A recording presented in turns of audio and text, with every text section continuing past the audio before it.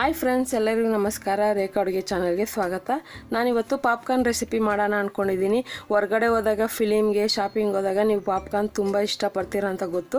So ಅದೇ ಪಾಪ್ಕಾರ್ನ್ನ ನಾವು family ಜೊತೆ ತಿಂದರೆ ಹೆಂಗಿರುತ್ತೆ ಮನೆಯಲ್ಲೇ ಮಾಡಿಕೊಂಡು.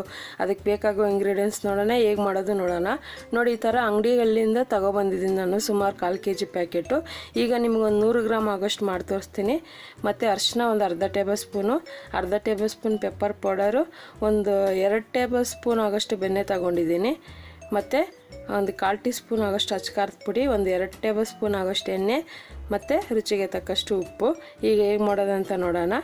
ಸ್ಟವ್ ಮೇಲೆ ಒಂದು ಅಗಲವಾಗಿರೋ ಪಾತ್ರೆ ಇಲ್ಲಾಂದರೆ ಕುಕ್ಕರ್ ಇಡ್ಬೋದು. ನಾನು ಕುಕ್ಕರಲ್ಲಿ ಮಾಡ್ತಾ ಇರೋದು, ಸುಮಾರು 5 ಲೀಟ್ರ್ ಕುಕ್ಕರು. ಇದಕ್ಕೊಂದು 2 ಟೇಬಲ್ ಸ್ಪೂನ್ ಎಣ್ಣೆನೂ ಮತ್ತು ಬೆಣ್ಣೆ ಹಾಕ್ತಾಯಿದ್ದೀನಿ. ಸ್ವಲ್ಪ ಜಾಸ್ತಿನೇ ಹಾಕ್ಕೊಳ್ಳಿ, ಯಾಕಂದರೆ ಮನೇಲಿ ಮಾಡೋದ್ರಿಂದ ಸ್ವಲ್ಪ ಜಾಸ್ತಿನೇ ಹಾಕೋಬೋದು. ಇದೇನು ಜಾಸ್ತಿ ಆಯಿಲ್ ಏನು ಆಗಲ್ಲ. ಸೊ ನೀವು ನೋಡ್ಬೋದು, ಜಾಸ್ತಿ ಕಾಣಿಸ್ತಾ ಇರುತ್ತೆ. ಆದರೆ ಪಾಪ್ಕಾರ್ನ್ ಬೆಂದಮೇಲೆ ಗೊತ್ತಾಗುತ್ತೆ. ಇದಕ್ಕೆ ಅರಿಶಿನ, ಪೆಪ್ಪರ್ ಪುಡಿ, ಸ್ವಲ್ಪ ಖಾರದ ಪುಡಿ ಹಾಕ್ತಾಯಿದ್ದೀನಿ, ಖಾರನೂ ಇರಲಿ ಅಂದ್ಬಿಟ್ಟು. ಮತ್ತು ರುಚಿಗೆ ತಕ್ಕಷ್ಟು ಉಪ್ಪು ಹಾಕ್ಕೊಳ್ಳಿ.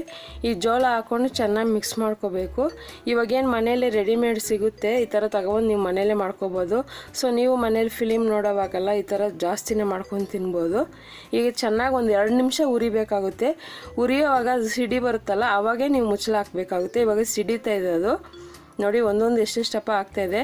ನೀವೇನು ಜಾಸ್ತಿ ಎಣ್ಣೆ ಇದೆ ಅಂದ್ಕೊಬೇಡಿ, ಅದು ಆಮೇಲೆ ಪಾಪ್ಕಾರ್ನ್ ಆದಮೇಲೆ ಗೊತ್ತಾಗುತ್ತೆ. ಈಗ ಮುಚ್ಚಳ ಮುಚ್ಚಿ ಒಂದು 2-3 ನಿಮಿಷ ಬಿಡೋವಾಗ ಚೆನ್ನಾಗಿ ಶೇಕ್ ಮಾಡ್ತಾರೆ ಕುಕ್ಕರ್ನ, ಯಾಕಂದರೆ ತಳ ಹಿಡಿದ್ಬಿಡುತ್ತೆ, ಅಂದರೆ ಸೀದೋಗೋ ಚಾನ್ಸಸ್ ಇರುತ್ತೆ.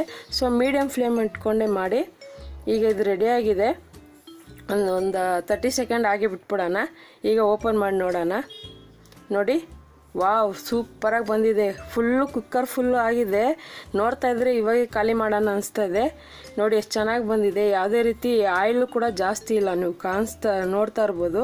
ಈಗ ಇದು ರೆಡಿಯಾಗಿದೆ. ಇದನ್ನು ಸರ್ವಿಂಗ್ ಬೌಲ್ ಸರ್ವ್ ಮಾಡ್ತಾಯಿದ್ದೀನಿ.